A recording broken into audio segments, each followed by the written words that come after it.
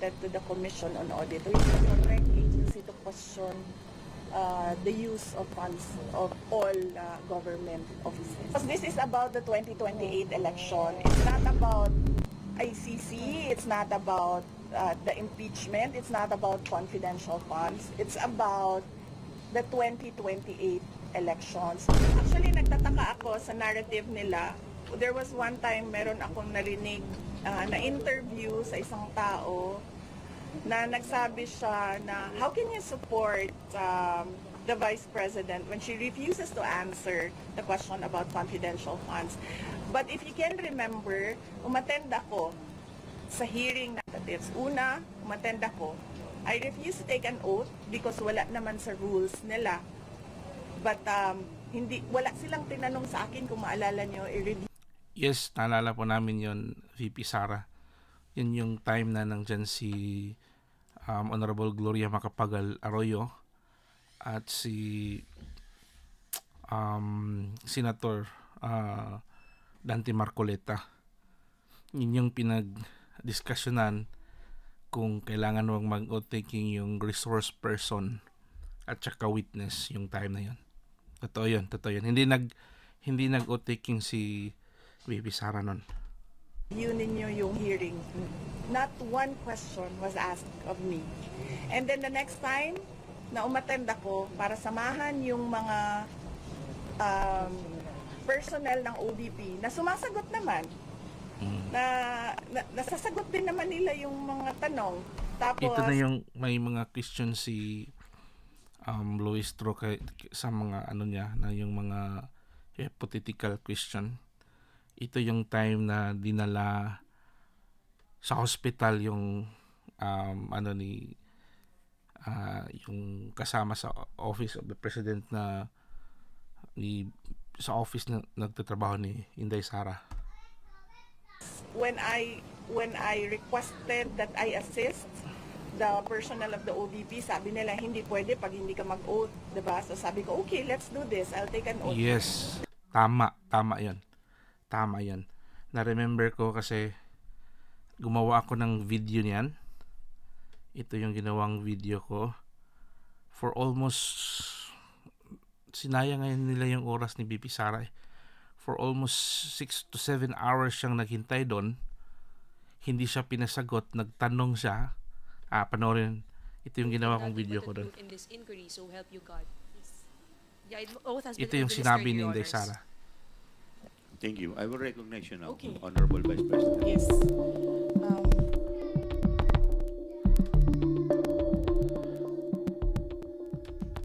Tahimik si Inday Sara. Pero yun nga, ano ang ginawa nila? Ang daming isyo, tinira nila hanggang sagad yung pagkatera. Sinira nila yung pangalan, lahat, yung opisina at yung mga tauhan niya. Talagang dinisqualified nila.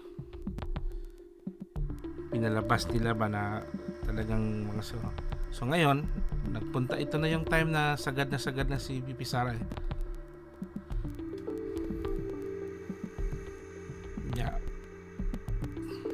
Kasi nung time kasi nito parang gustong magsampa ng kaso si Chowa. Tingnan na yan yung mga lalaki dyan, yung mga tuwadkom.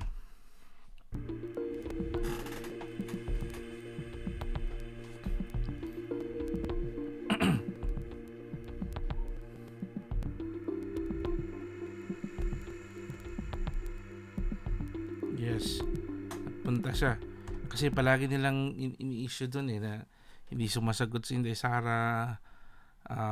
Ano daw, ang dami daw excuse. Ngayon pinuntahan na talaga itong time na to Inday Sara. Nag-oath taking siya, pero for 7 hours nakaupo lang si VP Sara. Gustong sumagot, ayaw pa sagutin.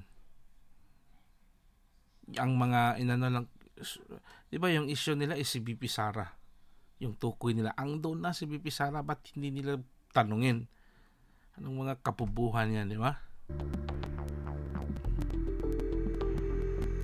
Wala silang isang tanong. Hindi, hindi pinagbigyan na makapagsalita.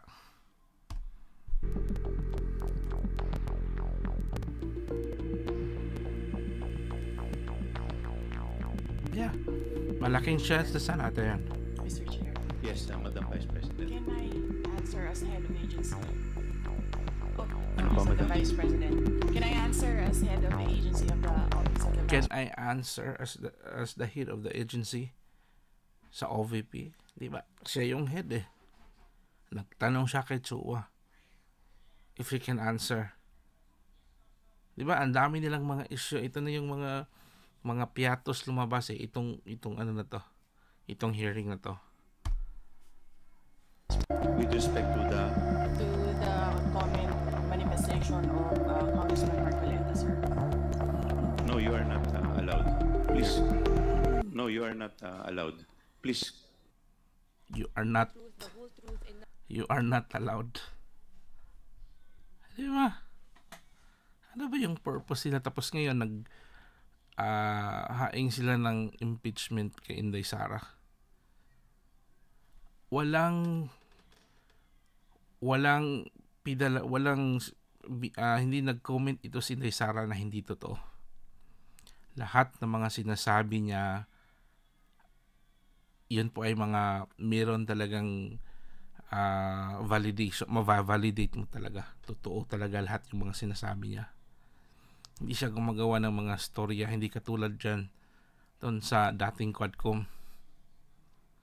Ang dami nilang gumawa ng mga storya, pag dirisbak ka naman, galit ka agad. Antakin nyo, anong klaseng mga ano yan, di ba? For 3 years, Duterte lang lahat yung laman ng hearing nila. Lahat ng mga kaalyado ng Duterte tinira nila, walang isang mga programa man lang or ano ba yung pwedeng magawa para sa bansa. Sinayang nila yung 3 years. Ito yung sinabi ni Inday Sara. Totoo talaga lahat. May compile kasi ako ng video nito eh.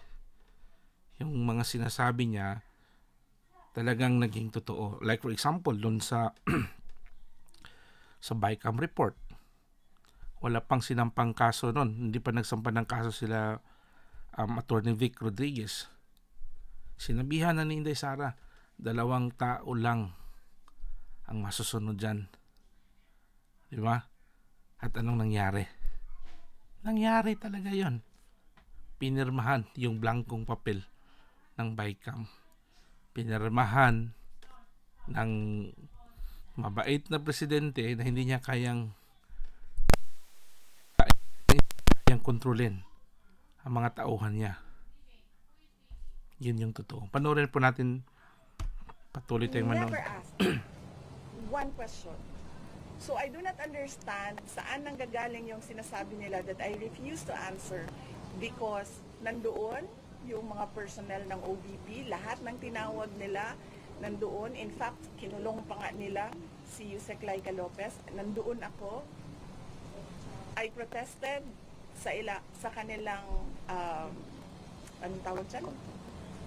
Sa kanilang rules na ang pinapagawa nila sa akin ay wala sa rules nila. Tapos nagsuggest pa nga sana to no, yung example yung gumagawa ng mga pangalan katulad ng mga piatos, ano ba yun?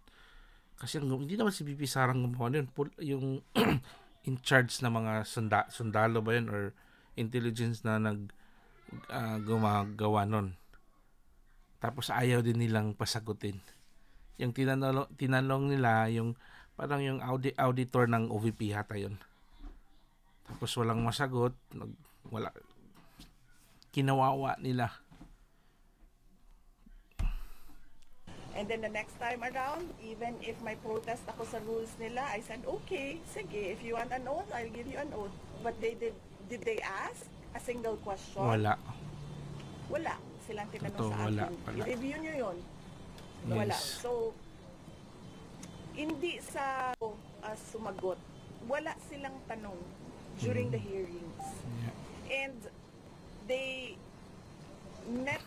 dead end doon sa hearings nila na nag-decide na lang sila, okay, i-impeach na lang natin ito siya without any evidence at all of wrongdoing. Because nasa Commission on Audit ang lahat ng papers ng confidential funds. So, it's not true na ayaw ko sumagot. Wala silang tanong. Tama. Kaya nga, diba? Kaya nga sinasabi nila, mag-impeachment na lang tayo para masagot niya. And that is wrong. Diba? Bakit ka naman mag-impeachment just to fish for wrongdoing? Tama, di ba? Kasi ilang years yung good governance nila na question yung pamamalakad, nila yung mga satellites ni VP Sara, ang daming nagawa. Ni isa, wala silang napatunayan, wala silang nakuha na ebidensya. Ngayon, marami silang mga question ko, no? Mga tapo na question ba na hindi nila pinasagot si Inday Sara. So, alam na natin yung motibo ng mga taong to. Kaya, confident itong si VP Sara ngayon na haharapin yung gusto nilang mangyari for impeachment. Kasi nga, yung COA mismo nagbigay na ng record ni OVP na walang nilabag. So, ngayon, dapat magbigay sila ng concrete na ebidensya to prove sa allegation nila na tinapon kay VP Sara. Ngayon. Yun yung katawa-tawa dyan ngayon. Kung ano yung next move nila. Kasi paubos na yung move nila. Meron pa silang ginagawa ngayon kasi they counter the dead end doon sa committee hearings nila sa Congress. Meron silang binuksan na inquiry na naman ngayon na pinapatawag nila, hindi ang House of Representatives, ibang government agency na gusto nila kausapin ang personnel ng Office of the Vice President. Na sabi ko, once you send that letter of invitation, we will say no. Because number one, that fund is not the fund of your agency, it's the fund of the Office of the Vice President, and correct. All the documents were submitted to the Commission on Audit, who is the correct agency to question the use of funds of all government offices. Hindi na sila mahuman din. Hindi na sila mahuman because... Di ba? So, ano yung masasabi niyo po doon? Yun yung malaking katanungan. Because this is about election. It's not about ICC. It's not about the impeachment. It's not about confidential funds. It's about the 2028 elections. The impeachment is a glorified disqualification case against me. Kasi hindi rin naman nila ako tinanong, tatakbo ka ba talaga ng president o hindi?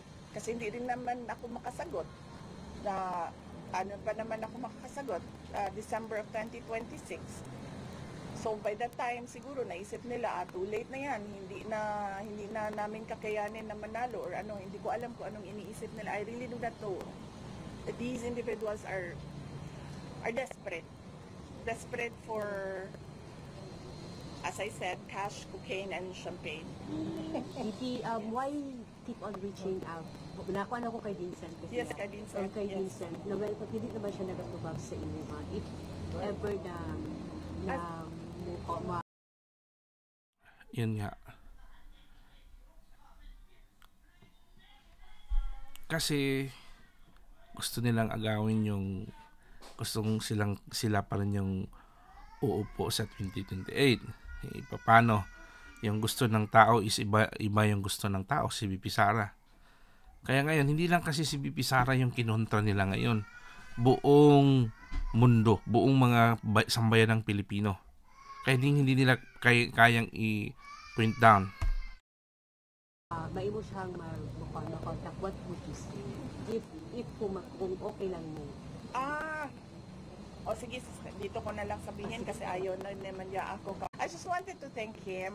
I wanted to thank him for his support when I was mayor, congressman siya. And I wanted to thank him as well for his support to the office of the Vice President, particularly kapag nandoon kami sa House of Representatives. And I wanted to tell him na wag naman sana siyang pumayag na ang mga hindi taga Davao City, tulad nga ng sinabi ko, Mayor of Santa Cruz, Governor of the province of Isabela, na nakikialam sa atin dito sa syudad ng Davao. Kung ano yung kailangan ayusin dito sa syudad ng Davao, kung ano yung kailangan trabahuin dito sa syudad ng Davao, tayo mga taga Davao ang mag-usap. Hindi yung papayag siya na merong merong kandidato ang mga hindi taga Davao dito sa loob ng Davao City. Thank you, ma'am. Tugon natin sa kanilang pasasalamat, ma'am. Opo. Yeah, hanggang dito na lang po tayo. So maraming salamat po. Again, kung nagustuhan niyo po yung channel natin, yung mga videos natin, huwag naman pong I invite you to subscribe our channel at huwag kalimutang mag-like para mapasama din tayo sa algorithm. So magandang araw po sa lahat, sa ating mga kapirlas, mga kababayan at sa ating mga OFW sa buong mundo. Mabuhay po tayong lahat. God bless.